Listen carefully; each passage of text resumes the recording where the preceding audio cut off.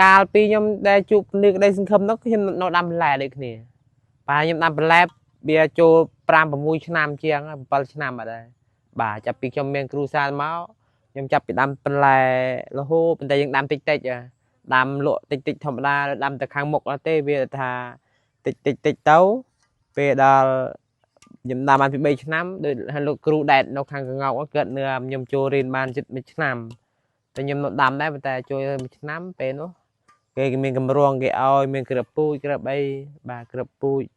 ម្ដង2 ដងទៅពេលនោះដល់ឆ្នាំនេះគេឲ្យមានឲ្យស្តែនអាទឹកកំពង់ទ្រីបនេះបានតែខ្ញុំចេះដាំទៅរហូតវាដូចថាយើងដាំច្រើនគ្រប់មុខមកវាយើងគេរស់អីក៏បានដែររស់តសក់បានតសក់រស់ស្លាត់បានស្លាត់រស់ពេញប៉ោះក៏បានពេញប៉ោះទៅស្បៃអីយើងបានពេលនោះយើងអាចដាច់មួយយើងដាច់រហូតតែប្រពន្ធខ្ញុំមិនដែលដើរទៅលក់ណាទេលក់តាមផ្ទះនេះលក់តាមផ្ទះដែលថាយើងធូរថ្លៃខ្លះដូចថា10 គីឡូលើស1 គីឡូ 2 គីឡូអីទៅតម្លៃក៏យើងរៀងធូរថោកដែលថាយើងឲ្យថែមរហូតដូចថាគេទិញ1 គីឡូយើងឲ្យ1 គីឡូកន្លះក៏បាន5 គីឡូឲ្យ6 គីឡូពេលនោះមួយមករយលើងរហូតបាទក្នុងមួយថ្ងៃច្រើនអ្នក10នាក់អីជាង10នាក់មួយថ្ងៃមាន5 6 ម៉ឺន 7 ម៉ឺន 8 ម៉ឺនគេមានបើមានតសក់អាសាមុនសក់នេះ10 ម៉ឺនគេមាននៅក្នុងមួយថ្ងៃតសក់ក្នុងមួយថ្ងៃបេះបាន 6 ម៉ឺនបាទយើងបើបេះ30 គីឡូយើងបោះឲ្យទៅគេ 2000ទេបាទប៉ុណ្ណា25 គីឡូប៉ុណ្ណា20 គីឡូបេះរាំងថ្ងៃពេលមានសម្រាប់រងនេះខ្ញុំពីមុនខ្ញុំដាំឆ្កឹះពេលឈប់ដាំឆ្កឹះទៅខ្ញុំមកយកដាក់ដាំស្លាត់ទៅដូចថាដាំឆ្កឹះនោះវារយៈថាយើង20 ថ្ងៃបានយើងកាត់បានឆ្កឹះកាត់ចង្កឹះអស់អញ្ចឹងយើងកាត់ដីហាល2 ទៅ 3 ថ្ងៃ5 ថ្ងៃបានវាល្អវាអត់ស៊ូមានខូចស្បៃពេលយើងយកស្លាត់មកដាំប៉ុន្តែស្លាត់វាអាយុច្រើន20 30 ថ្ងៃទៅ40 ថ្ងៃបានកាត់បានវាទៅថាឡើងគុំល្អព្រោះអាយុជាងកញ្ញាញ់តែយើងដូរដីរហូតដល់ថារងនេះយើងដាក់ស្លាត់ចេះហើយវាក្រោយយើងយកស្បៃចង្កឹះមកដាក់ក៏បានឬស្បៃជើងទាក៏ដាក់ក៏បានបើថាដូចថារងណាមួយយើងមកដាក់ធ្គូនយើងដកធ្គូនអស់យើងយកស្បៃមកដាក់ម្ដងបើវាអត់ដឹងដីបើថាយើងដាក់ដែលវាស៊ូល្អប្រហែលហើយណាមួយវាធ្វើឲ្យដល់ឡាប់មកគុំវាដឹងដីថារោគថាដីនោះវាអត់មានសុខភាពល្អយើងយកផេះមកពី3 ធុងយើងចាក់លើចាក់យើងច្បល់ដីលាយគ្នាទៅវាជាតិប្រៃវាកាត់បន្ថយសត្វ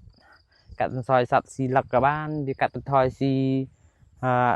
ដូចថាសត្វក្នុងដី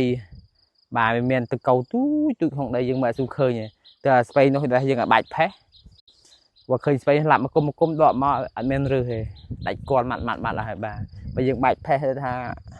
លាយក្នុងដីវាជាតិដីប្រៃវាប្រៃវាប្រៃខ្លាំងឯងបើប្រៃខ្លាំងក៏ហមស្បៃខូចស្បៃវិញបាទយើងដាក់ថាតាមយើងដាក់បានរងវិញណាយើងដាក់បានតាមដែលស្មានយើងស្មានមុនបាទថាក្នុងរង10 ម៉ែត្រ 20 ម៉ែត្រយើងដាក់ប្រហែល2 ធុងយើងដាក់តែ2 ធុងទៅវាអត់ខូចដល់ស្បៃបាទសត្វកាស៊ូមករោមដែរគេថាខ្ញុំចេះរៀងហើយពីដែលខ្ញុំទៅរៀនអង្គការភ្លឺអីសង្ឃឹមមកខ្ញុំថាដូចវាចេះបានច្រើនដូចថាចែកខ្ទេសពីអង្គការភ្លឺអីសង្ឃឹមតែគេនិយាយប្រាប់ចេះមួយយើងក៏បានចេះបានច្រើនបើយើងចេះបះយើងខ្លះក៏យើងបានច្រើនដែរមកបំពេញចូលគ្នាក៏វាធ្វើបានទៅធ្វើអីក៏បានជោគជ័យរហូតដាំស្បៃក៏កើតតែថាដូចថាវាមិនបានដូចចាចូលតោននេះគេទេបានមកដោះស្រាយក្នុងមួយថ្ងៃយើងលក់បាន20 គីឡូ 30 គីឡូអីក្នុងមុខបាន10 គីឡូជាងវាមាន6 7 មុខទៅយើងលក់លុយបានក្រែលដែរបើក្តីសម័យខ្ញុំចង់បានរោងសំណាញ់ដូចខ្ញុំថាអញ្ចឹង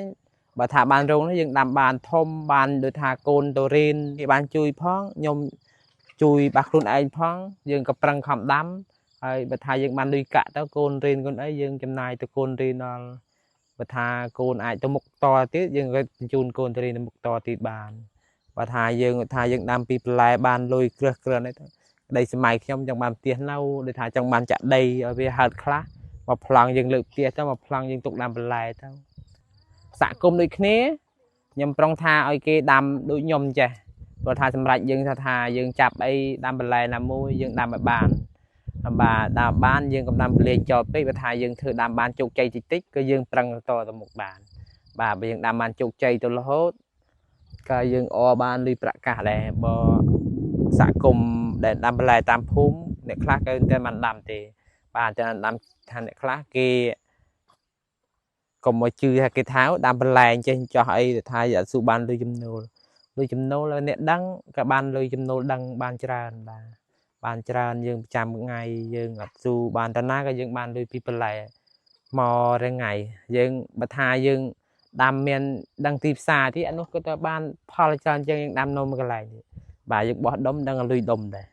ខ្ញុំខាងពលឺក្តីសង្ឃឹមខ្ញុំក៏ជួយត្រេកអរខាងដីមកជួយខ្ញុំមានបំពងទ្រីបទឹកធុងស្តែនដូចជាក្របពូជហើយជូនពួរឲ្យលោកគ្រូខាងពលឺក្តីសង្ឃឹមរស់ស៊ីមានបានតមកវែងដែរ